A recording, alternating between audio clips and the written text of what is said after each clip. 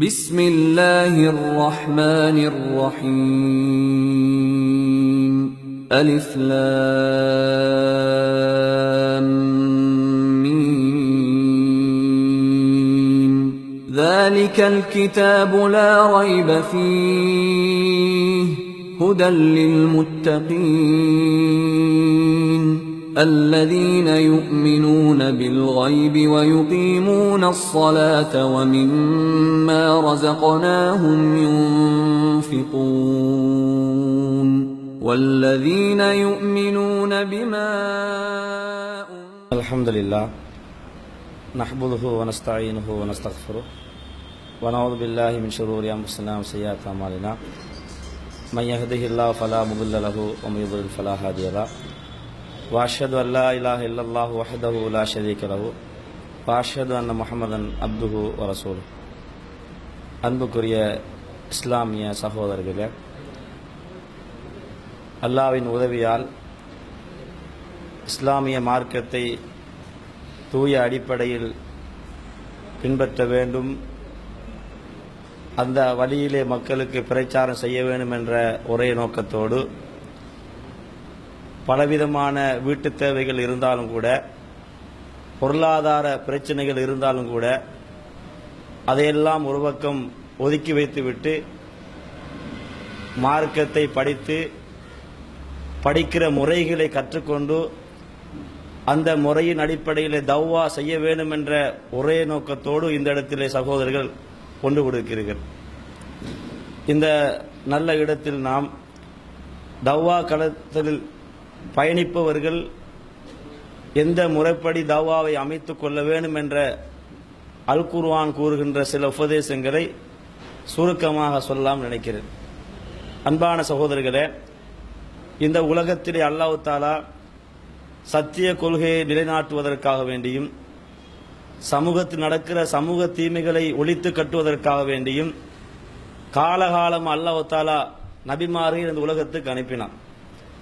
அல்லாஹ் எந்த முறையெல்லாம் அனுப்பினான்னு கேட்டால், ஒரே நேரத்தில் ஒரு நபியை அனுப்பி முழு சமூகத்தையும் திருத்துவதற்காக வேண்டி அந்த முறையிலும் அல்லாஹ் நபிமார் அனுப்பினான். அதே நேரத்தில் ஒவ்வொரு பகுதிக்கும் ஒரு நபி அனுப்பி அந்த நபி மூலமாக அந்த சமூகத்தில் நடக்கிற சமூக தீமைகளை எதிர்த்து நல்ல சமூகத்தை உருவாக்குவதற்காக வேண்டியும் இந்த மாதிரி அல்லாஹ் தஆலா நபிமார்கள் அனுப்பினான். அந்த அடிப்படையில் நீங்கள் பார்த்தால், லூத் அலைஹிஸ்ஸலாம் அவர்கள் ஒரு பகுதியிலே பிரச்சாரம் செய்கிறார்கள். அதே காலப்பகுதியிலே இப்ராஹிம் அலைஹிஸ்ஸலாம் அவர்கள் இன்னொரு பகுதியிலே பிரச்சாரம் செய்கிறார்கள்.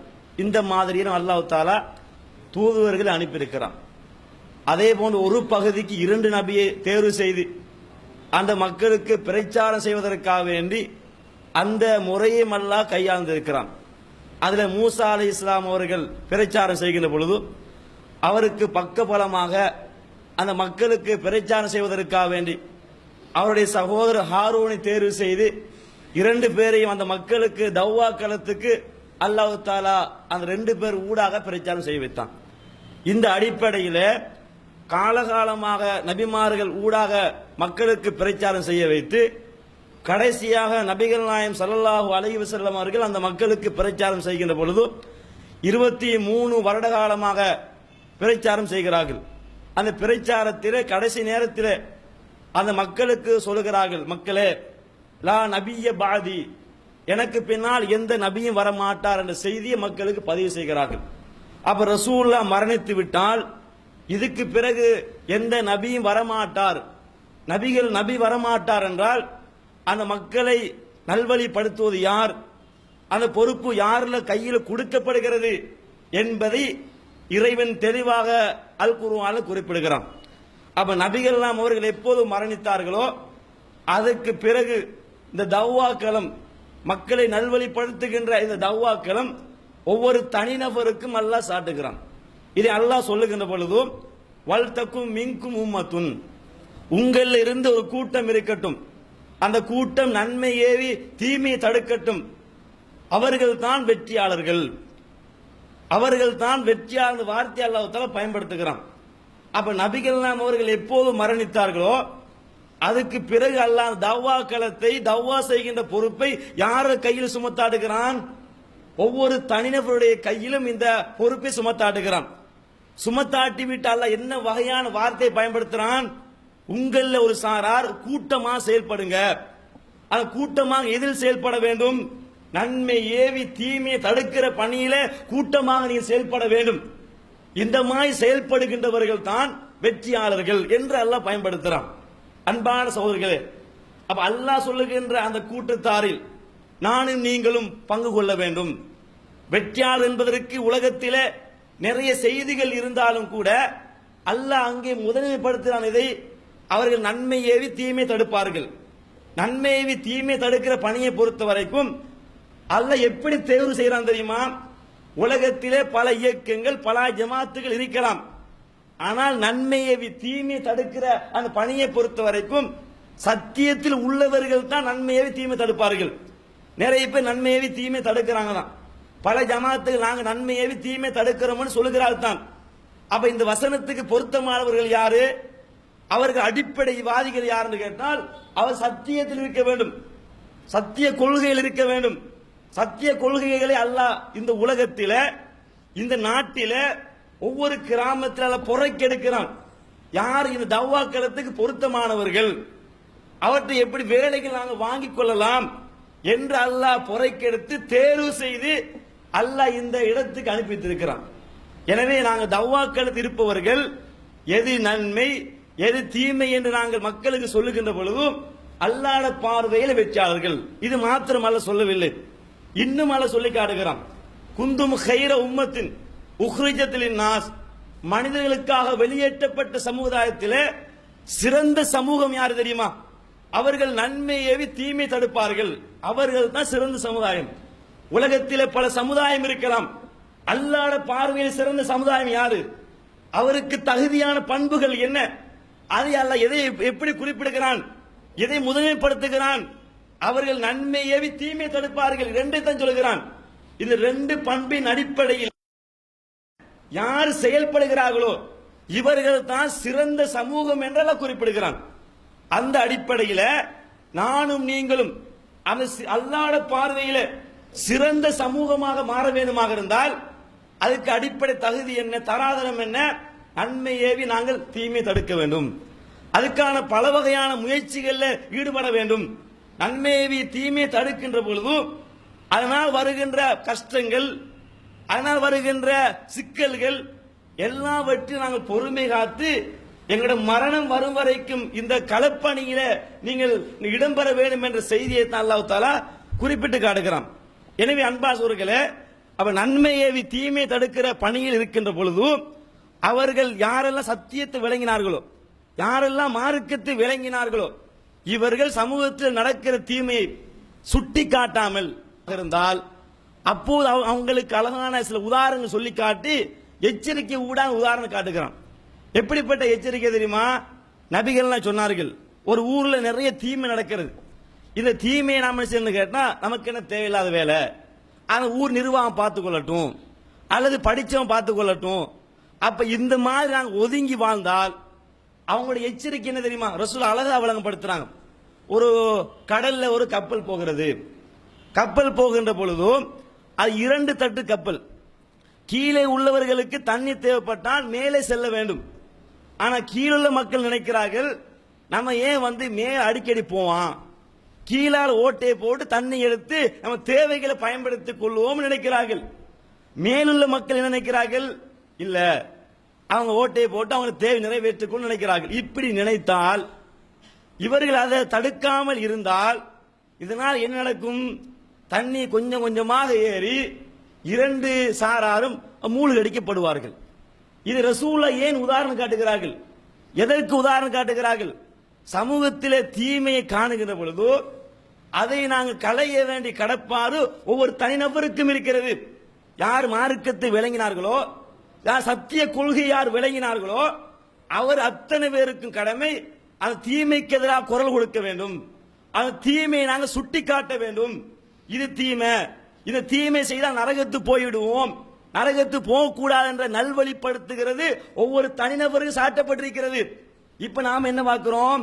இப்ப நீங்க வந்திருக்கிற சகோதரர்கள், நீங்க நான் மார்க்கத்தை சரியா விளங்கிருக்கிறீங்க, நல்ல முறையில பேசுறீங்க, பேசுற முறைய கற்றிருக்கிறீங்க, அந்த ஆற்றல் எல்லாம் உங்களுக்கு தந்திருக்கிறான்.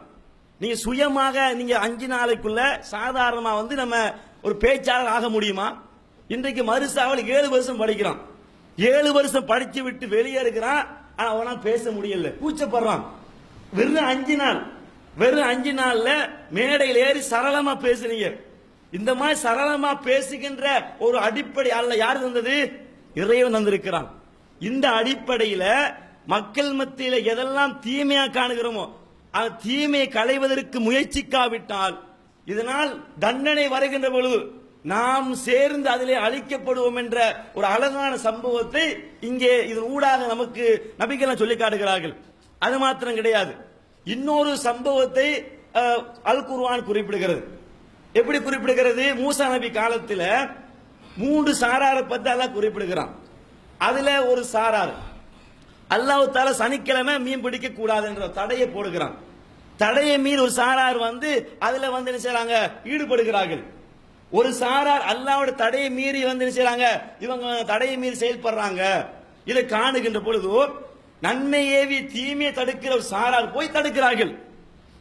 அல்லாஹ் தடுக்கலையா? அல்லாஹ் தடுத்த வேலையை செய்றீங்க, இதனால் அல்லாஹ்வோட அழிவு வரங்காது இந்த மாதிரி வந்து பேசுகிறார்கள். ஆனால் இன்னொரு சாரார் யாருன்னு கேட்டா அவர்கள் தீமை செய்யவில்லை, ஆனால் கூட தீமை தடுக்கிற அவர்களை பார்த்து நீங்க என்ன தடுக்கிறீங்க, இவர்களை தான் அல்லாஹ் அழிக்க போகிறான் என்ற மாதிரி பேசுறாங்க. அல்லாஹ் என்ன செய்யறான் தெரியுமா? 2 சாராரை அழிக்கிறான். ஒரு சாரார் யாரு? தீமை செய்தவர்கள். தீமை செய்தவர்களை அல்லாஹ் அழிக்கிறான். தீமை செய்தவர்களை பார்த்து கொண்டிருந்தார்களே அவங்க பாட்டில் விட்டுருங்க, அவங்களைத்தான் அல்லாஹ் அழிக்க போறான் என்று பார்த்து கொண்டிருக்கிறார்கள். இவர்களையும் அல்லாஹ் அழிக்கிறான். யார் போய் தடுத்தார்களோ இது தீமை, இது நரகத்து போச்சே இருக்கும், இது அல்லாஹ்வுடைய கட்டளை மீறல் என்று யார் தடுத்தார்களோ இவர்களை மாத்திரம் அல்லாஹ் பாதுகாக்கிறான் கேட்டால் அன்பான சகோதரர்களை சிந்தித்து பாருங்க. இந்த வரலாறு அல்லாஹ் ஏன் குறிப்பிடுகிறான்? உலகம் அழியும் வரைக்கும் தவ்வா களத்தில் இருக்கின்ற அத்தனை சகோதரர்களுக்கும் ஒரு முன்மாதிரியாக இந்த வரலாற்றை அல்லாஹ் குறிப்பிடுகிறான். தவ்வா களத்தில் மட்டுமல்ல, ஒவ்வொரு தனி மனிதனுக்கும் இது கடமை. யார் ஒரு தவறை விளங்குகிறார்களோ, ஒரு தப்பென்று மார்க்கடிப்படையில் விளங்கி இருக்கிறார்களோ இதை சுட்டி காட்ட வேண்டும், இதை மக்களுக்கு தெளிவுபடுத்த வேண்டும். அந்த அடிப்படையில் வரலாறு சொல்லி காட்டி யார் இதை தடுக்காம இருக்கிறார்களோ இவர்களுக்கு வருகின்ற அழிவு அது ஒட்டுமொத்த சமூகத்தையும் பாதிக்கும் என்ற அடிப்படையில் தான் இந்த வரலாறு நமக்கு தெளிவா சொல்லுகிறது. இதையும் நாங்கள் தெளிவாக புரிந்து கொள்ள வேண்டும். அந்த அடிப்படையில் முதலாவது என்ன விளங்க வேண்டும்? முதல் அடிப்படையாக நன்மை ஏவி தீமை தடுத்தா அல்லாஹ்வுடைய பார்வை சிறந்த சமுதாயம். இரண்டாவது அடிப்படையாக நன்மை ஏவி தீமை தடுக்க வேண்டும். தடுக்காம இருந்தா அல்லாஹ்வுடைய தண்டனை வருகின்ற பொழுது நாம சேர்ந்து அழிக்கப்படுவோம் என்பது இரண்டாவது கட்டம் வழங்க வேண்டும். மூணாவது கட்டமாக நன்மை ஏவி தீமை தடுக்கிறவர்கள் அவர்கள் எப்படிப்பட்ட பண்புள்ளவர்களாக இருக்க வேண்டும், அதை நாங்கள் கவனத்தில் கொள்ள வேண்டும். இன்றைக்கு நம்ம சமூகத்தில் பார்த்தோம்டா அதிகமானவர்கள் வந்து பிரச்சாரம் செய்கிறார்கள், பிரபல்யமான பேச்சாளர்களாக இருக்கிறார்கள். ஆனாலும் கூட அவங்களுடைய தனிப்பட்ட வாழ்க்கைகள், சமூக வாழ்க்கைக்கு தெரியாம தனிப்பட்ட வாழ்க்கைகள் அது மக்களுக்கு விளங்குகின்ற பொழுது இவர்கள் தானா பிரச்சாரம் செய்தார்கள் என்று நாங்கள் வெட்கப்படுகின்ற அளவுக்கு சில ஆலிம்கள் இருக்கிறார்கள். மக்களுக்கு வீரியமா பேசுகிறார்கள், நல்ல முறையில பிரச்சாரம் பண்ணுகிறார்கள். ஆனா அவங்களுடைய வாழ்க்கை வந்து அந்த பேசுவது ஒன்றும் செயல்பாடு ஒன்று. மக்கள் ஒரு கூடாத பிரச்சாரம் பண்ணுகிறார்கள், கணவன் மனைவியோட நல்ல முறையில் வாழ வேண்டும் என்று பிரச்சாரம் பண்ணுகிறார்கள், விபச்சாரம் செய்யக்கூடாது என்று பிரச்சாரம் பண்ணுகிறார்கள். ஆனால் இவங்களுடைய தனிப்பட்ட வாழ்க்கை எடுத்துக்கொண்டா அவங்களுடைய நேர் மாற்றம் இருக்கிறது. எது கூடாதுன்னு சொல்கிறார்களோ, எது ஹராம்னு சொல்கிறார்களோ, எது தடை என்று பேசுகிறார்களோ அத்தனை விடயங்களையும் தனிப்பட்ட வாழ்க்கையில நடைமுறைப்படுத்துகிறார்கள். அப்ப தவ்வா களத்தில் உள்ளவர்கள் பொதுவாக ஒன்றை நாங்கள் புரிய வேண்டும், மக்கள் மத்தியில எங்க பேச்சு எடுபட வேண்டும், மக்கள் எல்லாம் வந்து நம்ம பேச்சால் சொல்ல வேண்டும் என்ற அடிப்படையில் பேசுகிறாங்க. தவிர நான் பேசுகிற ஒவ்வொரு விடையும் என் வாழ்க்கையில் இருக்க வேண்டும், நான் எதை பேசுகிறேனோ அதை என் வாழ்க்கையில் நான் நடைமுறைப்படுத்த வேண்டும் என்ற ஒரு இறையச்சத்தோடு எங்களோட பேச்சு அமைய வேண்டும். வெளியே ஒன்றை பேசுறோம், உள்ளால அதுக்கு மாற்றமா நடப்போமாக இருந்தால் இவர்களை பற்றி இறைவன் தெளிவா சொல்லுகிறான். லிம தகூலூன மாலா தஃஅலூன், நீங்க செய்யாதவற்றையெல்லாம் மக்களுக்கு நீங்க சொல்லுகிறீங்களா? கபுர மக்தன் இந்தல்லாஹி அன் தகூலு மாலா தஃஅலூன், நீ செய்யாதவற்றை யார் மக்களுக்கு சொல்கிறார்களோ இவர்கள் தான் அல்லாஹ்வுடைய பார்வையில் மிக கோபத்துக்குரியவர்கள். இவ்வளவு பயங்கரமான வசனம். அப்ப நம்ம எதை மக்களுக்கு பிரச்சாரம் செய்கிறோமோ பிரச்சாரம் செய்கின்ற அத்தனையும் என் வாழ்க்கையில் இருக்க வேண்டும். விபச்சாரத்துக்கு நெருங்க வேணாம் சொல்கிறோம். சொல்லிவிட்டு நம்ம என்ன செய்யறோம்? மறைமுகமா ஆபாச படங்களை பார்க்கிறார்கள். நிறைய தாய்மார்களை, நம்ம தாய்மார் இல்ல, வேற வேற களத்துல பார்க்கிறோம். எப்படி விபச்சாரத்தை நெருங்க வேணாம் என்று மக்களுக்கு வீரியமா பேசுவார்கள். ஆனா ஆபாச படங்கள், கேவலமான படங்கள், அசிங்கமான படங்களை எல்லாம் பார்த்து அது காலம் முழுக்க பார்த்து கொண்டிருப்பார்கள். ஆனா ஒரு பக்கம் கூடான்னு பேசுவார்கள். இது எப்ப ஒரு நாள் அது வெளிச்சத்துக்கு வரும், அப்பதான் மக்கள் முடிவெடுப்பாங்க. வாய்கிலேயே பேசினான், இது கூடாது எவ்வளவு ஜும்மா பிரச்சாரம் பண்ணினான், ஆனா இவன் தான் இந்த கேவலமான செய்தியை செய்கிறான் என்று மக்கள் பிறகு முடிவெடுக்கிறார்கள். அன்பாசவர்களை, இந்த மாதிரி நாம் நடந்து கொண்டா அல்லாஹ் என்ன சொல்லுகிறான்? அல்லாஹ்வுடைய கோபத்தை ஏற்படுவதற்கு மிக தகுதியான காரியம். எதை மக்களுக்கு நான் சொல்லுகிறோம் அதை நடைமுறைப்படுத்த வேண்டும். ஆனால் நம் மக்களுக்கு கொண்டு சொல்லி அதுக்கு மாற்றமாக நாங்கள் செய்வோமாக இருந்தால் அல்லாஹ்வுடைய கோபத்துக்கு உள்ளானா அவைகள் சுவர்க்கம் கிடைக்குமா? சுவர்க்கத்துக்கான வழி கிடைக்குமா? காலப்போக்கிலே அவனுக்கு ஹிதாயத்தற்றவனாக எப்படி போயிருக்கிறார்கள் பார்க்கிறோம். எந்த அளவுக்கு சிலர் மாறி போயிருக்கிறான்னு கேட்டா, இது ஷிருக்கு, இது ஷிருக்கோட மௌத்தா போனா இறந்த நரகம் பேசியவர்கள் எல்லாம் காலப்போக்கில கால ஓட்டத்தில் அதே ஷிருக்கை இன்றைக்கு செய்கிறார்கள். அதே கபர் வணக்கத்தை ஆதரிக்கிறார்கள். அப்ப என்ன காரணம்?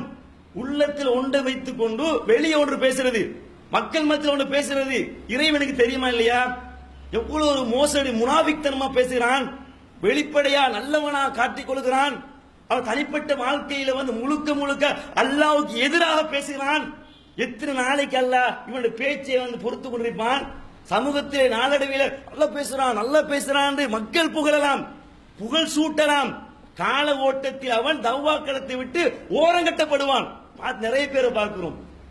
அல்லாஹ் இனம் காட்டுறான், அல்லாஹ் இனம் காட்ட வைப்பான். நம்ம தெரியாம செய்யலாம், மறைஞ்சு செய்யலாம். ஒரு நாள் அல்லாஹ் இனம் காட்ட வச்சு வெள்ளையே தூக்கி போட்டுருவான். அந்த மாதிரி எங்களோட வாழ்க்கையில நாங்க கண்மூடி நிறைய பேரை பார்த்து கொண்டிருக்கிறோம். இதை பார்க்கின்ற பொழுது எங்களுக்கு இன்னொரு படிப்பு என்ன தெரியுமா? ஏன் அல்லாஹ் அவனை வெளியே போட்டான், தவ்வாக்களத்தை ஏன் ஓரங்கட்ட வைத்தான் என்றால், மக்களுக்கு ஒரு பிரச்சாரம் சரியா பண்ணுவார்கள், கூடாது பேசுவார்கள், அதை வாழ்க்கையில் நடைமுறைப்படுத்துவார்கள். கூடாது எதை கூடாது சொல்கிறார்களோ அதை வாழ்க்கையில் செய்வாங்க, நடைமுறைப்படுத்துவாங்க. இதனால் தவ்வாக்களத்தை விட்டு அல்லாத ஓரம் கட்டுறான், அல்லாத இனம் காட்ட வைக்கிறான். அன்பான சகோதரர்களே, பொதுவா விளையும் கொள்ளுங்க. அப்ப முனாபிக்தனமான பேச்சு இருக்காமல் எதை மக்களுக்கு பேசுறோமோ அது எங்களோட வாழ்க்கையில ரகசிய வாழ்க்கை, தனிப்பட்ட வாழ்க்கை, எல்லா வாழ்க்கையும் நாங்க நடைமுறைப்படுத்த வேண்டும். உதாரணத்துக்கு இந்த சகோதரர் பேசுறீங்க, என்ன பேசுறீங்க? கணவன் மனைவியை பத்தி பேசுறீங்க இல்லையா? ஒரு மனைவியோடு இப்படித்தான் வாழணும் பேசுறீங்க, மனைவியோடு இப்படித்தான் வாழணும் மேடைக்கு பேசுறீங்க. மேடைக்கு மட்டும் அந்த பேச்சு அமையணும், அதை பிராக்டிகலா நடைமுறைப்படுத்தி காட்ட வேண்டும். நபிகள் அவர்கள் எப்படி வாழ்ந்தார்கள்? மக்களுக்கு மனைவியோடு இப்படி நடந்து கொள்ள வேண்டும் என்று சொன்ன நபிகள் அவர்கள் தன்னுடைய வாழ்க்கையில் நடைமுறைப்படுத்தி காட்டினார்கள். ஒரு நாளாவது ஒரு மனைவி சொன்னார்களா கணவர் சரியில்லை, இந்த மாதிரி நடந்திருக்கிறாங்க வரலாற்றில் பதிவு செய்யப்பட்டிருக்கிறதா? எதை மக்களுக்கு போதிச்சார்களோ அதை தன்னுடைய வாழ்க்கையில் முழுக்க முழுக்க நடைமுறைப்படுத்தி காட்டினார்கள். இதான் தவ்வாக்களம். அப்ப தவ்வாக்களத்தில் இருக்கிற அத்தனை பேர்களும் நபிகள் அவர்கள் முன்மாறி நிறைய பேசுறோம் இல்லையா? அந்த முன்மாறி என்ன நிறைய படிப்பு வைக்கிறது? எதை சொன்னார்களோ அது தன் வாழ்க்கையில் நடைமுறைப்படுத்தினார்கள். அந்த மாதிரி நாங்கள் செய்ய வேண்டும். எங்களுடைய ஒவ்வொரு பேச்சுகளும் மக்களுக்கு தெளிவா பேச வேண்டும். இன்னொரு அடிப்படை நீங்க பாருங்க, சாதாரணமா மதுசால கூட படிக்கல பாக்குறோம், அப்படி வளர்ந்து கொண்டே போறான். என்ன காரணம் கேட்டா அல்லாஹ் அவனை வளர்த்து விடுகிறான். சமூகத்தில் சாதாரணமா மதுசால கூட அந்த அளவு படிச்சிருக்க மாட்டாங்க, அரபு துறையில கூட அந்த அளவு படிச்சிருக்க மாட்டாங்க. ஆனால் கூட கால ஓட்டத்தில் அவங்க அந்த சமூகத்திலே இவர்கள் தான் பெரிய அறிவாளி என்று மக்கள் சூட்டின அளவுக்கு அல்லாஹ் கொண்டு போய் வைக்கிறான். எந்த அடிப்படையில் கொண்டு வைக்கிறான் தெரியுமா? அவங்களோட பேச்சும் நடத்தையும் சரியா இருக்கிறது. இந்த மாதிரி இருக்கின்ற பொழுதுதான் எங்களை அல்லாஹ் முன்னேற வைப்பான். நம்ம என்ன நினைக்கிறோம், நம்ம நல்லா பேசி பழகணும், நல்லா பேசி பழகினா மட்டும் முன்னேறலாம். அப்படி அல்ல. பேசி பழகினா மட்டும் முன்னேறலாம் அடிப்படை அல்ல. நாங்க பேசுகின்ற பொழுது, பேசுகின்ற அடிப்படை எங்களோட வாழ்க்கையில் இருக்கின்ற பொழுதுதான் அல்லாஹ் முன்னேற்றுவான். முன்னேற்ற எத்தனை பேரை சாதாரண ஒருத்தர் கூட இன்றைக்கு உலகம் போட்டுகின்ற அளவுக்கு நிறைய பேரை முன்னேற்றி வைத்திருக்கிறான். இதுக்கெல்லாம் காரணம் அவன் இறையச்சத்தோட அவனை பேசுகின்ற அடிப்படை என்பதை நாங்கள் தெளிவா புரிய வேண்டும். அதோடு சேர்த்து பேசுகின்றவர்கள் கவனிக்க வேண்டிய இன்னொரு முக்கியமான அடிப்படை, அதிகமா நீ பேசிட்டு வருவீங்க, நிறைய பேர் செய்வான்னு கேட்டா உங்களை புகழ்வாங்க. நல்லா பேசுறீங்களே இப்படி புகழ்வாங்க. இப்படி நம்ம என்ன செய்யணும், அந்த புகழ வந்தா அல்ஹம்துலில்லாஹ் அல்லாஹ்வுக்கு எல்லா புகழும், அந்த மாதிரி நாங்க என்ன செய்யணும் சொல்ல வேண்டும். இப்ப நம்ம என்ன செய்யறது கேட்ட சிலர்கள், நான் பேசினா இது நல்லது இந்த கூட சொல்ல முடியுமா, நம்மட பேச்சு மக்களுக்கு எடுபடும், அந்த அளவுக்கு நான் வந்து தயாரா இருக்கிறேன் என்ன பெருமை பாராட்டுக்கு நிறைய பேர் இருக்கிறான். நம்மளை நோக்கி சில பெருமையான வார்த்தை வரும், நல்லா பேசுறீங்க, நல்லா நல்லா இருக்கு என்று சொன்னா அந்த நேரத்தில் இந்த புகழை எங்க திருப்பணும் தெரியுமா, அல்ஹம்துலில்லாஹ் அல்லாஹ்க்கு எல்லா புகழும். நான் பேசினா அந்த மாதிரி தான் பேசுவாங்க, நம்மளை அடிக்கிறது யார் இருக்கான், அந்த மாதிரி நம்ம வார்த்தையை பயன்படுத்தாம இந்த மாதிரி நீங்க பேசுகிற நேரத்தில் யார் யார் உங்களை நோக்கி புகழ் வருகிறதோ, புகழ் மாலை வருகிறதோ, அப்போதெல்லாம் பணிவுத்தன்மையாக அல்ஹம்துலில்லாஹ் அல்ஹம்துலில்லாஹ் என்ற வார்த்தைகளை சொல்லி அந்த புகழை எங்க திருப்ப வேண்டும், அல்லாஹ் பக்கம் திருப்ப வேண்டும்.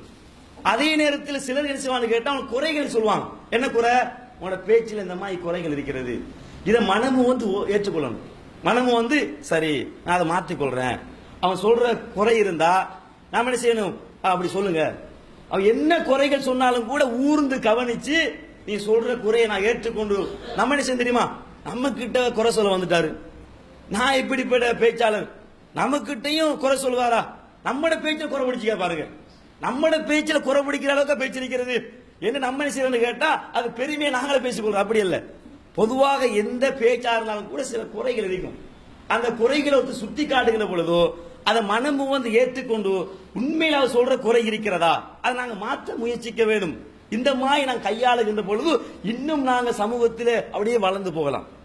அதே போன்று நாங்க பேசுகின்ற பொழுதோ எங்களோட பேச்சு நடவடிக்கைகள் அது எப்படி இருக்க வேணும் தெரியுமா, அடுத்த மக்களை வந்து வந்து அப்படியே மனசை உடைக்கிற மாதிரி எங்களோட தவ்வா களத்தில் இருக்கக்கூடாது. பொதுவா பேசின பொழுது மட்டுமல்ல, இப்படி தவ்வா களத்தில் நீங்க நிறைய பேர் பேசுவீங்க, கதைப்பீங்க. கதைக்கு நேரத்தில் இப்ப ஒருத்தர் ஒரு தப்பு செய்யறாரு, தப்பு செய்கிற நேரத்தில் தப்பை நாங்க எப்படி அணுகிறது, அதை எப்படி நம்ம கையாளுறது, 4 பேருக்கு மத்தியில கூப்பிட்டு தொலையும் தெரியாதப்பா இந்த மாதிரி சொல்வதற்கும் அதே தப்பு கூப்பிட்டு தனியை கூப்பிடுங்க, தொழுகை இந்த மிஸ்டேக் விட்டுக்கிறீங்க. சில ஆட்கள் வந்து பேர் எடுப்பதற்காக நினைச்சவான்னு கேட்டா என்ன இப்படி தொழுகிறீங்க, இது நபி வழி தொழுகை இல்லையே, இது கூட தெரியாது. 4 பேருக்கு சொல்றேன், 4 பேர் பார்ப்பாங்க, இவருக்கு இதெல்லாம் தெரியும் போல. அந்த பேர் எடுக்கிறது சுட்டி காட்டுறது, நம்ம நோக்கம் சரியா இருக்கணும். என்ன நோக்கம், அவனை திருத்துற நோக்கமா இருந்தா உண்மையில செய்யணும் கேட்டா அவரை தனியை கூப்பிட்டு அணுகி இந்த மாதிரி தப்பு தொழுகையில தவறு விடுறீங்க, தப்பு விடுறீங்க, இதை கொஞ்சம் மாத்திக்கொள்ளுங்க, இந்த மாதிரி நீ சொல்லி பாருங்க. அப்போ அப்படி மனமும் அதை ஏற்றுக்கொண்டு கேட்டா அவன் நடைமுறைப்படுத்த பார்ப்பான். 4 பேருக்கு மத்தியில் அவனை கேவலப்படுத்தி விட்டு தொலையும் தெரியாது, பெருசா தௌஹீத் பாதின்னு பேசிக்கொள்றீங்க, ஆனா இந்த விஷயம் கூட சின்ன விஷயம் கூட தெரியாம இருக்கிறீங்களே என்ன நம்ம செய்யணும் கேட்டா நம்ம வந்து அந்த மக்கள்கிட்ட ஈடுபடுவதற்கான இந்த மாதிரி சுட்டி காட்டாக்க கூட இருக்கிறான். இந்த மாதிரி சுட்டி காட்டாம ஒரு தனிமையில கூப்பிட்டு நான் சுட்டி காட்ட வேண்டும். இது யாருக்கு இருக்க வேண்டும், தவ்வா களத்தில் தவ்வா செய்வதற்கு வேண்டிய சில பண்பாடுகள். ரசூலா நீங்க பாத்தீங்கன்னா ரசூலோட வாழ்க்கையில வந்து ஒரு எப்படி நடந்து கொண்டாங்க என்பதை ஒரு சஹாபி சொல்கிறார். ஒரு நாள் தொழுகையில புதுசா வந்து நபி தோழர் அவர் தும்மல் விடுறாரு, சத்தமுடைய ரஹமக்கெல்லாம் சொல்லிட்டாரு. சொன்ன உடனே வந்த சஹாபாக்கள் கூர்ந்து அவரை பார்க்கிறான். யாரை பார்க்கறாங்க, புதுசா வந்து சஹாபால் பார்க்கிறாரு. இவர் தொழுகையில பேசுற, என்ன எல்லாரும் கூர்ந்து பாக்குறீங்க, என்ன செய்யறாங்க, இவர் தொழுகையில பேச ஆரம்பிச்சிட்டாரு. அப்ப சஹாபாக்கள் என்ன செய்யறான்னு கேட்டா ஒரு தட்ட ஆரம்பிக்கிறான். அப்ப அவர் இந்த பேச்சை நிப்பாட்டி கொள்றார். தொழுகையெல்லாம் முடியுது. முடிஞ்ச உடனே ரசூல் அவரை கூப்பிடுறான். யார் தொழுகையில பேசினா அவர் கூப்பிடுறான். அவர் என்ன சொன்னா தெரியுமா, ஒரு வார்த்தை சொல்றாரு, மா ரைத்து முஅல்லிமன் கபுலஹு வலா பஅதஹு அஹ்ஸன தஅலீமன். என்னுடைய வரலாற்றில் இதுக்கு முன்னாலும் இதுக்கு பின்னால் இந்த மாதிரி ஒரு முஅல்லிம கண்டது கிடையாது. அவர் வலா கஹரனி வலா சத்தமணி வலா பரபனி, எனக்கு அடிக்கல, எனக்கு திட்டல, முகத்தொரு மாதிரி சுழிச்சு பார்க்கல. அப்படி ரசூலுல்லாஹ் அழகா சொன்னாங்க, தொழுகையில தஸ்பீ உள்ளடங்க வேண்டும், தஹ்மீத் உள்ளடங்க வேண்டும். ஆனா இந்த மாதிரி வந்து பேசக்கூடாது என்று அழகான முறையை சுட்டி காட்டினாங்க என்று அவர் சொல்லுகிறார். அவர் பேச்சு வந்த ரசூலோட பேச்சு எப்படி கவரும் பாருங்க, எப்படிப்பட்ட வார்த்தை சொல்றாரு. இந்த மாதிரி ஒரு முஅல்லிமின் வரலாற்று கண்டது கிடையாது. அப்ப நம்ம ஒருத்தருக்கு சுட்டி காட்டுகிற பொழுதோ, அது பிழையை நம்ம இனம் காட்டுகிற பொழுதோ, அவர் வந்து மனமு வந்து ஏற்றுக்கொண்ட அளவுக்கு நம்ம பேச்சரிக்க வேண்டும்.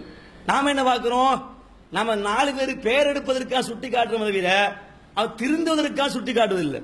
திருந்துற நோக்கம் எங்களுக்கு இருந்தால் அதை எப்படி அணுக வேண்டும், தனியை கூப்பிட்டு என்ன செய்யலாம், சரியான முறையில அழகான முறையில எந்த முறையில சொன்னா அவர் விளங்க வைக்கலுமா.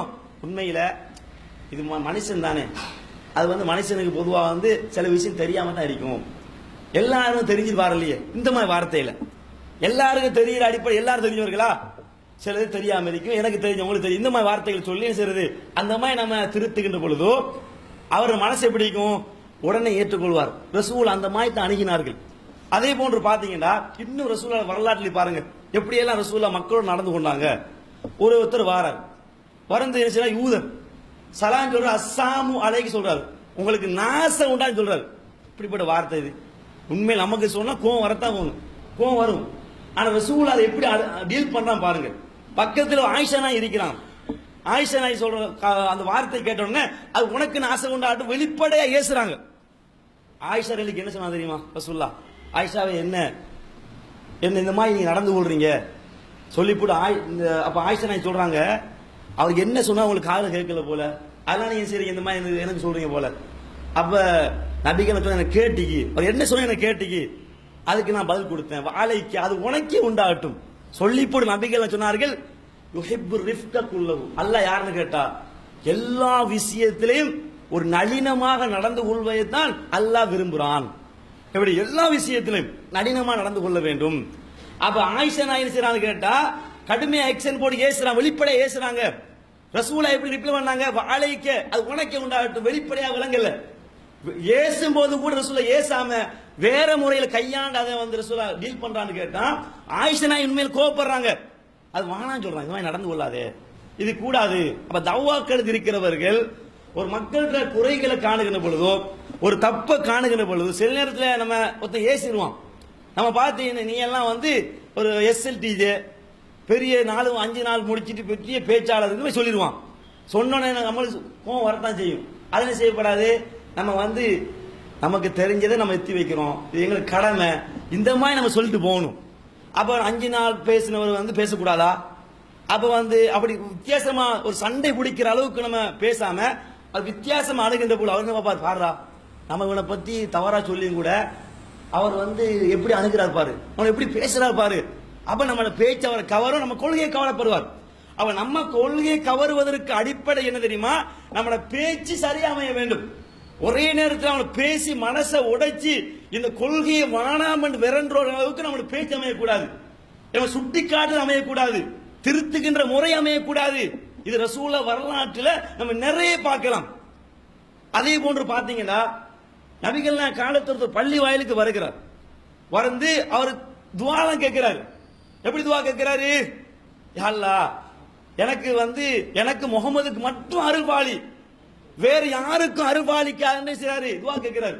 ரசூலுல்லாஹ் காலையில இட்டு துஆ, ரசூலுல்லாஹ் கூப்பிட்டு என்னவாப்பா துஆவை சுருக்கிட்டீங்க, அல்லாஹ்வுடைய அருள் என்பது விசாலமானது, எனக்கு உனக்கு ஆக்கிட்டாய், அது எல்லாரும் கேட்க கூடாதா என்று கேட்டுட்டு இந்த ரசூலுல்லாஹ் சொன்ன அறிவுரையில கேட்டுட்டு செய்றாரு, போறார்.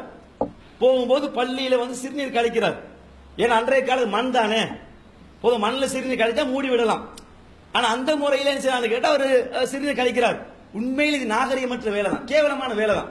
நம்ம அப்படியே சொல்லுவோம், ஒரு பள்ளிக்குள்ள சிறுநீர் கழிக்கிற அடிப்படை அறிவு கூட தெரியாத ஒருத்தர் சொல்லிடுவோம். ஆனா அந்த முறைப்படி சஹாபாக்கள் என்ன செய்றாங்க, அவரை தடுக்க போறாங்க. ரசூலுல்லாஹ் என்ன செய்றாங்க, அந்த தடுக்க போறவர்களை வந்து செய்யல, நான் விட்டுருங்க சிறுநீர் கழிக்கட்டும். அப்ப கடைசி என்ன செய்யறான்னு கேட்டா அது ரசூலுல்லாஹ் சஹாபாக்கள் கூட என்ன செய்யறான்னு கேட்டா அந்த சிறு தண்ணி தொளிச்சு அதை அகற்றாங்க. அப்ப இதுல என்ன அடிப்படை புரியுன்னு கேட்டா ரசூலுல்லாஹ் எப்படி அணுகிற எந்த கட்டம் உண்மையில ஏச வேண்டிய கட்டம், அந்த இடத்துல அடிக்க வேண்டிய கட்டம், அந்த இடத்தில் கூட ரசூலுல்லாஹ் அவன் மனசை புண்படுத்த விரும்பல. மனசை புண்படுத்த விரும்பாம வேற முறையில் கையாளுறான்னு கேட்டா, அப்ப தவ்வா களத்தில் உள்ளவர்கள் மக்கள் எப்படி நடந்து கொள்ள வேண்டும்? சில ஒரு ஊருக்கு போனா எல்லாரும் வித்தியாசமான ஆட்களை இருப்பாங்க. சில நேரத்தில் நம்மளை நீ என்ன பேசலான்னு கேட்டுருவான், ஒழுங்கா பேச தெரியும் சொல்லுவான். அவன் நீ உங்க வாப்பா நல்லா இல்லைன்னு கேட்பான். இந்த மாதிரி எல்லாம் கேட்பான். நீ பேச்சாளர் சொல்ற வாப்பா மூலம் திருத்திடுவா, உன் குடும்பத்தை நீ திருத்திடுவா, அப்படியெல்லாம் நிறைய பேர் சொல்லுவாங்க தான். ஆனாலும் கூட நம்ம என்ன பார்க்கணும், நம்ம இந்த பேச்சுக்கள்லாம் அதை கணக்கெடுக்க கூடாது. அது இதெல்லாம் தவ்வாக்கள் இது வரும், இந்த மாதிரி பேச்சுகள் வரும், ஏச்சுகள் வரும். அதை நம்ம கண்டுகொள்ளாம நம்மளோட தவ்வா மும்முரமாக செய்து கொண்டே இருக்க வேண்டும். சிலர்கள் இப்படி சொன்ன உடனே தவ்வா மனசு உடைஞ்சி எங்களோட வாப்பா நடத்தியால பாரு, நான் தவ்வா செய்ய முடியல, எங்களோட குடும்ப நடத்தியா நான் தவ்வா செய்ய முடியல, அந்த மாதிரி என்ன செய்வான்னு கேட்டா நம்ம தவ்வா உடைஞ்சு போக கூடாது. பொதுவா ரசூலுல்லாஹ் வரலாற்று சஹாபாக்கு அடிப்படை பாருங்க. இப்ராஹிம் வாப்பா ஏற்றுக்கொண்டாரா? அதுக்கான தவ்வா செய்கிற பொழுது உங்களோட வாப்பா திருந்து சொன்னாக்கா அப்ப தவ்வா செய்யாம அப்படி இருந்தாரா அப்படின்னு சொல்லுவான். என்ன உங்க வாப்பா திருத்திடுவாங்க மோலாது. அந்த மாதிரி யாரு சொன்னாலும் கூட நாம என்ன செய்யக்கூடாது, கணக்கெடுக்க கூடாது. கணக்கெடுக்காம எமக்கு சொல்லப்பட்ட பணியை நன்மை ஏறி தீமையை தடுக்கணும், தீமையை தடுக்கணும் வாப்பா பெஸ்ட் பார்க்கணும். அப்படி ஹதீஸ் வருதா? தீமையை தடுக்கணும் வாப்பா நல்லா இருக்கணும், அல்லது குடும்பம் நல்லா இருக்கணும், அப்படி அர்த்தம் கிடையாது. நாம சரியா இருக்கணும், நாம நல்ல முறை இருக்கணும், நாம சொல்றபடி வாழ்க்கையில் இருக்கணும். அந்த மாதிரி யாரெல்லாம் இருக்கிறாங்களோ அதே மக்களுக்கு பிரச்சாரம் செய்ய அடிப்படை இருக்க வேண்டும். தவிர இந்த மாதிரி பேச்சுகளை நாங்கள் கணக்கெடுக்க கூடாத அடிப்படை நாங்கள் புரிய வேண்டும். அடுத்ததாக எங்கட தவ்வா களத்தில் இருக்கிறவர்கள் கடுகளவு கூட எங்கட வாழ்க்கையில செய்யக்கூடாது, பெருமை வந்துடக்கூடாது, பெருமை வந்துடக்கூடாது. ஏற்கனவே சுட்டி அடிப்படையில் ஏன் நபிகள் சொன்னார்கள், நான் எதுகுல் ஜன்னத்தை மங்கான ஃபீ கல்பிஹி மிஸ்கால தர்ரத்தி மின் கிப்ர், எவனுடைய உள்ளத்தில் கடுகளவு பெருமை இருக்கிறதோ அவன் சுவர்க்கம் போக மாட்டான். அப்ப தவ்வாக்களத்தில் உள்ளவர்கள் நான் எல்லாம் தெரிஞ்சவன், என்ன கேள்வி கேட்டா பதில் சொல்ற அளவுக்கு நான் தெரிஞ்சவன் என்று அடுத்தவனை மட்டம் தட்டி அடுத்தவனை கேவலப்படுத்தி நிலைமைக்கு நான் சொல்லக்கூடாது. அப்ப நாம தவ்வாக்களத்தில் நம்ம அல்ல அறிவை தர தர பணிவுத்தன்மை வர ஆரம்பிக்க வேண்டும், நல்ல தன்மையில் வர வேண்டும். பெருமை கிபுர் ஆணவம் எங்க வாழ்க்கையில வரக்கூடாது. கல்வி அறிவு உயர உயர பணிவு வர வேண்டும், தவிர பெருமை வரக்கூடாது. இது தவ்வாக்களத்தில் இருக்க வேண்டிய ஒரு முக்கியமான அடிப்படை என்பதை நாங்கள் தெளிவாக புரிந்து கொள்ள வேண்டும். அடுத்ததாக தவ்வாக்களத்தில் இருக்கின்ற நேரத்தில் இன்னும் சில அடிப்படைகளை நாங்கள் புரிய வேண்டும். எந்த அளவுக்கு கேட்டால், பொதுவாக நீங்க பாருங்க, சிலர்கள் ஜும்மா கூப்பிட நிச்சயமானு கேட்டா அப்ப வர முடியல, எனக்கு நிறைய வேலை இருக்கு, இந்த மாதிரி அடுத்த கிழமை கூப்பிடுவாங்க. அப்ப வர முடியல, எனக்கு வேலை இருக்கு, இந்த மாதிரி நிச்சயமானு கேட்டா தாவால் பின்னடிப்பார்கள். அப்ப நமக்கு ஒரு சந்தர்ப்பத்தால் ஏற்படுத்திருக்கிறான். நீங்க ஒரு ஊருக்கு போறீங்க, ஜும்மாவுக்கு சந்தர்ப்பம் கிடைக்கிறது, நீங்க சொல்லுகின்ற கருத்தினால் 4 பேர் கவரப்பட்டால், உங்களோட கருத்து மக்களுக்கு எடுபட்டு அதை திருந்தினால் அதனுடைய அத்தனை நன்மை உங்களுக்கு கிடைக்க போதா இல்லையா? அப்ப நாம என்ன சிலர்கள் நினைக்கிறார், யவ்வா களத்துல கோல் பண்ணி சொன்ன உடனே அது எனக்கு நிறைய வேலைப்பள் இருக்கிறது அதனால வர முடியல, இந்த மாதிரி நிறைய பேசுவான்னு கேட்டா இப்படியே சொல்லிக் கொண்டிருப்பான். இப்படியே சொல்லிக் கொண்டே இருந்தால் என்ன நடக்கும் தெரியுமா? தவ்வா களத்துல நீங்க சரியான நன்மை ஏவி தீமை தடுக்கிற அடிப்படை புரியல, விளங்கல்ல. அப்ப இந்த ஜமாத்தை பொறுத்த வரைக்கும் உங்களை எந்தெந்த இடங்களுக்கு ஜும்மா செய்ய, தெருமுனை செய்ய, பிரச்சாரம் செய்ய, இது போன பிரச்சாரம் செய்யுங்கன்னு சொன்னா அதை நாங்க வீரியமான செய்ய வேண்டும். மனமும் எனக்கு தவ்வாக்கு சந்தர்ப்பம் கிடைச்சிருக்கிறது, அது சந்தர்ப்பத்தை நாம் விடக்கூடாது என்ற அடிப்படையில், அன்புக்குரிய இஸ்லாமிய சகோதரர்களே, தவ்வா களத்தில் இருப்பவர்கள் எந்த முறையில் நடந்து கொள்ள வேண்டும் என்ற சில பண்பாடுகளை உங்களுக்கு சுட்டிக்காட்டி வருகிறோம். அந்த அடிப்படையில் கடைசியாக நாங்கள் சொல்லுகின்ற சில அடிப்படை தான், தவ்வா களத்தை பொறுத்த வரைக்கும் எப்படி நம்மளோட குடும்ப வாழ்க்கைக்குன்னு ஒரு டைம் ஒதுக்குறோமோ, அதே போன்று பிஸ்னஸுக்குன்னு ஒரு டைம் ஒதுக்குறோமோ, இது போன்ற நண்பர்களோட பழகுவதற்கும் ஜொலி பண்ணுவதற்கும் ஒரு டைம் ஒதுக்குறோமோ, அந்த மாதிரி தவ்வா களத்துக்கு ஒரு இடம் கொடுக்க வேண்டும். நம்ம கொடுக்கிற அந்த குடும்பத்துக்கு கொடுக்கிற அந்த முக்கியத்துவம், பிசினஸ் கொடுக்கிற முக்கியத்துவம், இதை விட ஒரு படி மேல் தவ்வா களத்து கொடுக்க வேண்டும். இந்த மாதிரி உணர்வுகளை எடுத்துக்கொண்டா தான் நான் தவ்வா ஈடுபடலாம். நம்ம என்ன பார்க்கிறோம், அதிகமானவர்கள் குடும்பம், சமூகம், பிசினஸ் இந்த மாதிரி என்ன செய்யறான்னு கேட்டா எல்லாருமே டைமை போக்காட்டி கொண்டிருக்கிறார்கள். ஆனா மறுமை நாளில அல்ல என்னை விசாரிப்பான், நீ தவ்வா செய்வதற்காக வேண்டி நீ எப்படி நேரத்தை ஒதுக்கினாய் என்று மறுமை நாள் அல்ல விசாரிச்சா நம்ம என்ன பதில் கொடுக்க போகிறோம்? அப்ப உங்களோட குடும்பம் உங்களோட வாழ்க்கையில ஒரு 50 வருஷ வாழ்க்கை, ஒரு 40 வருஷ வாழ்க்கையில அதிகமா எதுக்கு செலவழிச்சீங்க? ஒரு பிசினஸுக்கும் அல்லது வந்து குடும்ப வாழ்க்கைக்கு இது போன்ற காரியங்கள் செலவழிச்சு தவிர எனக்காக டைம் ஒதுக்க இல்லையே, எனக்காக நேரம் ஒதுக்க இல்லையே. அப்ப நம்ம ஒரு நாளைக்கு ஒரு மணித்தியாலமோ அல்லது ஒரு கிழமைக்கு ஒரு மணித்தியாலமோ தவ்வா களத்தை நாங்க நம்ம அதுக்கு அர்ப்பணிக்காவிட்டால் உண்மையில மறுமையில அல்லாஹ்வால் கேட்கப்படுகின்ற கேள்விக்கு நம்ம என்ன பதில் சொல்ல போகிறோம்? எனவே அன்பாசவர்களே, பொதுவா தவ்வா களத்தில் ஒரு தியாகம் தேவை, அர்ப்பணிப்பு தேவை. அன்றைய சஹாபாக்களை நபிமாரை நீங்க எடுத்து பாருங்க, அவர்களை பத்தி அல்லாஹ் எப்படி எல்லாம் கூறுகிறான்னு பாருங்க. சுவர்க்கம் செல்வதாக இருந்தால் தியாகம் அர்ப்பணிப்பும் இல்லாமல் சுவர்க்கம் போக முடியாது. அவர் சஹாபாக்கள் எதில் தியாகம் பண்ணினார்கள், எதில் அர்ப்பணித்தார்கள்?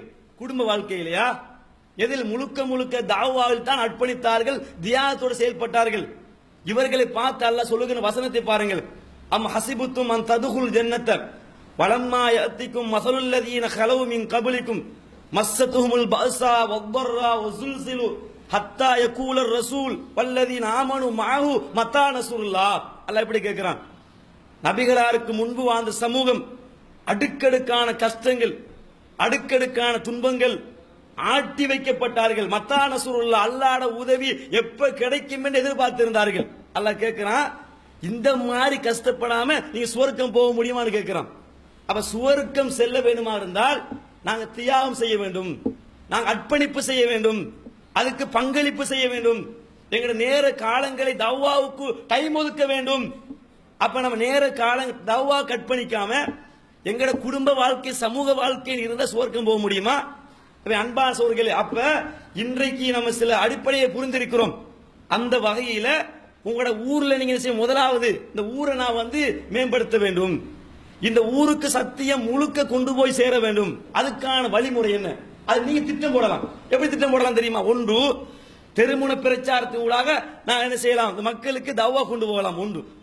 இரண்டாவது அடிப்படை, ஒவ்வொரு வீடு வீடாக சென்று அழைப்பு மாதிரி இருக்கிறது. இதை நீங்கள் பெஸ்ட்டுக்கு வாங்கி முழுசா படிக்கிறது, அதை முழுமையா படித்து விட்டு ஒவ்வொரு வீடு வீடா கொண்டு செல்லலாம். கொண்டு சென்று அந்த ஆர்டிக்கலை அவன் வாசிக்கிற பொழுது நாளடைவில் கொள்கை கவரப்படுவான். ஒரு ஆர்டிக்கலாவது அவனை பார்க்க தூண்டும். அதை நான் எப்படி அர்ப்பணிக்க வேண்டும்? ஒன்று, அழைப்பு மாத இதழை நாங்கள் மக்களுக்கு விற்று அதன் ஊடாக தவ்வா செய்யலாம். அல்லது நாங்க என்ன செய்யலாம் என்று கேட்டால், பொதுவாக நாங்க வந்து நம்முடைய சல்லியில வாங்கி அர்ப்பணிப்பு செய்ய வேண்டும். ஒரு 2 மாதங்கள் வாங்குறது ஒரு 120 ரூபாய் காசு போகிறது. ஒரு மாசத்துக்கு 120 ரூபாய் காசு அல்லாஹ்வுக்கு அர்ப்பணிக்க முடியாதா? எங்கட வாழ்க்கை நம்ம எவ்வளவு செலவழிக்கிறோம். ஒரு ட்ரிப் கொண்டு போனா அது ஆயிரக்கணக்கான சல்லி சும்மா நம்ம செலவழிப்போம். அதே நேரத்தில் 2 மாத இதழ் வாங்கி அது 2 குடும்பத்தாரு கொடுத்தா அது 2 குடும்பத்தாரும் அதை படித்து அதன் ஊடாக சத்தியம் கிடைத்தால் அதனால் கிடைக்கிற நன்மை என்ன? நபிகள் எல்லாம் என்ன சொன்னார்கள்? எம்எல் மூலமா ஒருத்தருக்கு ஹிதாயத் கிடைப்பது சிவந்த ஒட்டகத்தை விட சிறந்தது. சிவந்த ஒட்டகம் என்பது அன்றைய காலத்தில் பெருமதி வாய்ந்தது.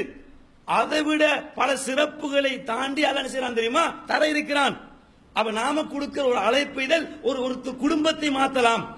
நாம கொடுக்கிற 2 அழைப்பு 2 குடும்பத்தை மாற்றலாம். அந்த மாதிரி எங்கட தவ்வா களத்தை முழு மூச்சாக எங்க சிந்தனை எப்படி தெரியுமா? இந்த மக்களை நான் எப்படி வந்து மக்களுக்கு சத்தியத்தை கொண்டு போய் சேர்க்கிறது, அதுக்கான வழி என்ன? ஒன்று, தெருமுன பிரச்சாரத்தின் ஊடாக அதை கொண்டு செல்லலாம், ஒரு வழி. இரண்டாவது வழி, அழைப்பு மாதிரி ஊடாக மக்களுக்கு பிரச்சாரத்தை கொண்டு செல்லலாம். அடுத்த வழியை பொறுத்த வரைக்கும் நமக்கு நிறைய குடும்பங்கள் இருப்பார்கள், அந்த குடும்பத்தாருக்கு செல்ல வேண்டும். சென்று இதுதான் சத்திய கொள்கை, இதான் சத்திய மார்க்கம் என்று உங்களோட குடும்பத்தார் போய் குடும்பமா போய் இதை நான் தெளிவா சொல்ல முடியும். அப்ப இந்த முறையில் கையாளுகின்ற போது இதை தொடர்ந்து ஒரு மாத அளவு, வருஷ அளவு கையில் எடுத்து பாருங்க. எத்தனை சமூகத்தை நாங்கள் மாற்றம் செய்யலாம். இன்றைக்கு நிறைய நாய்மார்கள் பார்க்கலாம். அவன் எந்த அளவுக்கு இருப்பான்னு கேட்ட, ஒரு ஊர்ல அந்த ஊராருக்கு இவன் யாருன்னு கூட தெரியாது, வெளியூர்ல பெரிய பேச்சாளர் கூட இருப்பாரு. அப்ப சொந்த ஊர்ல வந்து நம்ம தவ்வா செய்யணுமா இல்லையா? சொந்த ஊர் நம்ம குடும்பத்துக்காக போய் சொல்லணுமா இல்லையா? அப்ப 4 மொத்த குடும்பங்களுக்கு சொல்லுகிறோம், வெளியூர் வாசிகளுக்கு தவ்வா செய்கிறோம், நம்ம ஊர் வாசிகள் நம்ம குடும்பத்தாருக்கு இன்னும் சொல்லல. சத்தியத்தை விளங்கப்படுத்தல. முதல் கட்டமா நாம என்ன அடிப்படையை எடுக்க வேண்டும்? நம்ம ஊர்ல பிரச்சாரத்தை எப்படி முன்னெடுக்கலாம், அதுக்கான திட்டங்கள் என்ன, அதுக்கான வழிவகை என்ன, எந்த முறையில் திட்டம் போட்டு பிரச்சாரம் செய்தா மக்கள்கிட்ட எடுபடும், அதுக்கு முதலாவது ஸ்டெப்பா எதை நாங்கள் கொண்டு போய் சேர்க்கலாம் எல்லாம் நாங்க திட்டமாக்கணும். எப்ப திட்டமாக்கலாம் தெரியுமா? நம்ம சிந்தனை தௌவா என்ன விரிக்கணும். முதலாவது நம்ம காசுக்காக புகழ் தேடுவதற்காக இந்த மாதிரி எண்ணம் இருந்தா உண்மையில் இந்த திட்டம் ஒருபோதும் வராது. எனவே அன்பான சகோதரர்களே, அப்ப நம்மட முழு மூச்சு முழு சிந்தனைகளும் எப்படி இருக்க வேண்டும் தெரியுமா? நான் தௌவா செய்ய வேண்டும், அதனூடா மக்கள் பயன்பெற வேண்டும், சத்திய கொள்கை போய் சேர வேண்டும், அதனூடாக எனக்கு மறுமையில நன்மை வந்து கொண்டிருக்க வேண்டும் என்ற எண்ண கருவு யாரிடத்தில் இருக்கிறதோ அவர்கள் மாத்திரம்தான் தௌவாக்களத்திலே நிலைத்திருப்பார்கள். அவர்கள் மாத்திரம்தான் முழு மூச்சாக தௌவாக்களத்திலே ஈடுபடுவார்கள். அவர்கள் தௌவா செய்து பார்ப்பார்கள். 4 பேர் என்ன புகழல்ல, புகழாரம் கிடைக்கல, அதுக்காக செயல்பட்டா 2-3 மாசத்துல இதுக்கு நம்ம புகழும் கிடைக்குது இல்ல, பேரும் கிடைக்குது இல்ல, நாம என்ன செய்யறது அப்படியே செய்வான்னு கேட்டா ஊரோட அப்படி இருந்துருவான். அப்படி நிறைய பேரை பார்க்கிறோம். அதனால பொதுவாக எங்கட பிசினஸ் எப்படி மைண்ட்ல இருக்கிறதோ சிந்தனையில, அந்த மாதிரி குடும்ப வாழ்க்கை எப்படி சிந்தனைக்கிறதோ அந்த மாதிரி நான் தௌவா செய்யணும், அதனூட மக்களுக்கு போய் சேரணும், அதுக்கு என்ன வகையில கையாள முடியுமோ அந்த வகையை கையாளணும். இப்ராஹிம் நபி எடுங்க, அவங்க எப்படி தௌவா மெத்த கையாண்டாங்கன்னா, நாமெல்லாம் பெருசா பேசுவோம். இப்ராஹிம் நபி யாரு தெரியுமா? சிலை உடைச்சு வீரன் சொல்லுவோம். சிலையை உடைச்சு வீரராக உடைக்கல, அவர் வீரத்தனத்தை காட்ட உடைக்கல. எதுக்கு அவர் பிரச்சாரம் பண்ணாருன்னு கேட்டா, நீ தெளிவாக விளங்க வேண்டும், மக்களை எப்படி புரிய வைக்கலாம், அதுக்கு தான் திட்டம் போறாரு. எப்படி திட்டம் தெரியுமா? உண்மையிலே அவர் வீரத்தை காட்டுற எல்லா சிலையும் உடைச்சிருக்கணும். எல்லா சிலையும் உடைக்கலையே, ஒரு சிலையை மாத்திரம் வைத்து விட்டு மற்ற சிலை என்ன செய்யறாரு? உடைக்கிறார். ஏன் உடைக்கிறார் தெரியுமா? இதன் ஊடா மக்களுக்கு தௌவாவை விளங்கப்படுத்தணும், நாம சொல்ற சத்திய கொள்கையை புரிய வைக்கணும் என்ற அடிப்படையில் இந்த மாதிரி திட்டத்தை போடுறார். அந்த மக்கள் பார்க்கிறாங்க, சிலையெல்லாம் உடைக்கப்பட்டிருக்கிறது. இப்ப என்ன சொல்றான் தெரியுமா? இந்த வேலையை செய்தது யார்? அந்த இப்ராஹிம் நபி சொல்வான்னு கேட்டா, இப்ராஹிம் தெரிவிக்கிற இளைஞன், இவர் தான் இந்த வணங்கக்கூடாது, சிலையிட்ட கேட்கக்கூடாது, சிலைக்கு சக்தியில் இந்த மாதிரி சொல்லிக் கொண்டிருப்பார், இந்த மாதிரி இவர் செஞ்சிருப்பார் அவங்க நினைக்கிறாங்க. நினைச்சு அவர் மக்கள் மன்றத்தில் அவர் கொண்டு வருகிறார்கள், மக்கள் மன்றத்தில் கொண்டு வருகிறார்கள். அவர் அதை எதிர்பார்த்தார். மக்கள் மன்றத்தில் கொண்டு வர வைத்து இந்த சிலைக்கு இந்த மாதிரி வேலையை நீங்க செய்தான்னு கேட்டாங்க.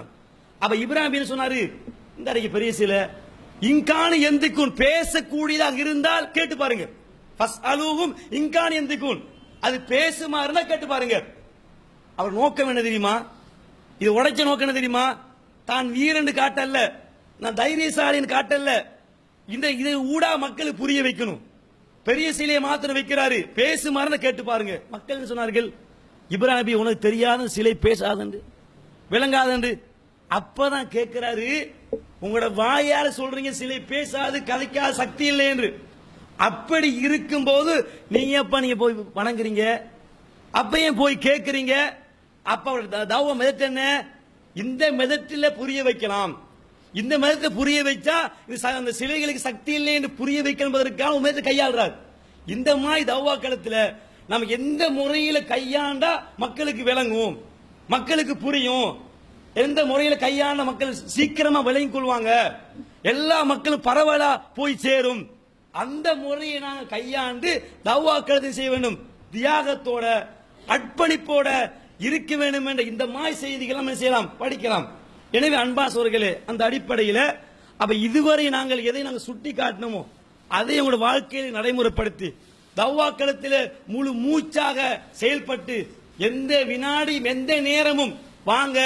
ஒரு வார்த்தை வைங்க, தௌவா பொறுப்பாளர் அழைக்கிறார், நீங்க எந்த இடத்துக்கு தூர இடத்துக்கு அழைக்கிறார், எந்த தூரத்துக்கு அழைச்சாலும் கூட அந்த நேரத்தில் நாங்க உண்மையா சில நேரத்தில் முக்கியமான வேலையா இருக்கும், அந்த மாதிரி வேலை இல்லாத நேரத்தில் சிலர்கள் செய்வாங்க கேட்டா பொய்க்காரன் சொல்வார்கள், இப்ப நிறைய வேலையில் இருக்கிறேன், முக்கியமான வேலை, இந்த மாதிரி பொய் சொல்லி அவர்கிட்ட சொல்லலாம், அந்த தௌவா அங்க போகின்ற தௌவாவை அன்றை கட் பண்ணலாம்.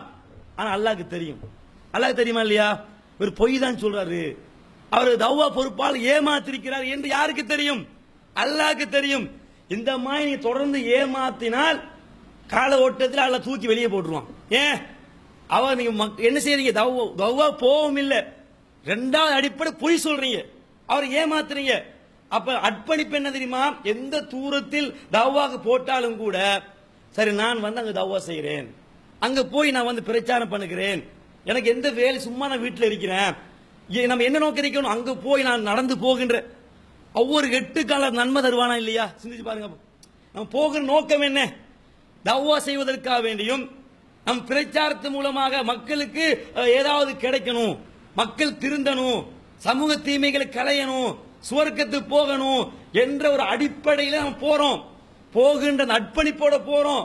இப்படி போகிற நேரத்தில் நமக்கு மௌத்து வந்தால், நமக்கு மரணம் வந்தால், அல்லது வந்து போகின்ற ஒவ்வொரு 8க்கும் அல்ல மறுமை நாள்ல நாம் ஏன் போனா? தௌவா தானே போனா, கஷ்டப்பட்டு போனா கூலியை தருவானா இல்லையா? சுவர்க்கத்துக்கான வழியை தருவானா இல்லையா? அப்ப இந்த மாதிரி நாங்க தியாகம் செய்யாம நாம் எப்படி நாங்க சுவர்க்கம் போக முடியும் சோர்களே? அப்ப இதெல்லாம் நம்ம கஷ்டமா நினைக்கிறோம். அப்ப சஹாபாக்கள் காலத்தோட ஒப்பிட்டு பார்த்தா இதெல்லாம் கஷ்டமா? இன்னும் ஊர்ல நீ வெளியூருக்கு போய் பயம் பண்றதெல்லாம் கஷ்டமா? அன்றைய மக்களை பொறுத்த வரைக்கும் ஒரு ஊர்ல இருந்து இன்னொரு ஊருக்கு பிரச்சாரத்துக்கு போனா வெயில், அந்த வெயில ஒப்பிட முடியாது. இன்றைய காலத்தில் வேணுமெண்டா ஒரு ஏசி பஸ்ல போய்த்திரலாம், வாங்க அந்த பஸ்ல போய் இந்த வெயில் எல்லாம் போய்த்திரலாம். அன்றைக்கு அப்படி கிடையாது. வெயில மறைக்கிறதுக்கு என்ன இருந்துச்சு? ஆனா அவ்வளவு கஷ்டப்பட்டு அவ்வளவு தியாகம் செய்தார்கள். அப்ப நம்ம வெளியூருக்கு பயானுக்கு போட்டா 1000 பொய் காரணங்களை சொல்லி எப்படியாவது நழுவலாம், எப்படி தப்பிக்கலாம் பார்க்கிறோம். இதெல்லாம் அர்ப்பணிப்பு கிடையாது, இதெல்லாம் தியாகம் கிடையாது. அப்ப தியாகம், அர்ப்பணிப்பு என்பது நம்ம வெளிப்படை என்ன நினைக்க வேண்டும்? நாம எவ்வளவு அர்ப்பணிக்கிறோமோ அதுக்கு நன்மை கிடைக்கும், சுவர்க்கத்துக்கான வழி கிடைக்கும் என்ற ஒரு அடிப்படையில நாங்கள் முழு மூச்சா செயல்பட்டா மாத்திரம்தான் உண்மையில நாம எதை எதிர்பார்க்கிறோமோ அதை மறுமையில் நாங்கள் அடைய முடியும். அந்த அடிப்படையில அப்ப எதையெல்லாம் உங்களுக்கு நம்ம சுட்டி காட்டணுமோ அதை உங்களோட வாழ்க்கையில் நீங்க நடைமுறைப்படுத்தி சுவர்க்கத்தை அடைவதற்கு எம் அனைவருக்கும் இறைவன் கிருபை செய்வானாக. வாஹிரு தஅவானா அல்ஹம்துலில்லாஹி ரப்பில் ஆலமீன்.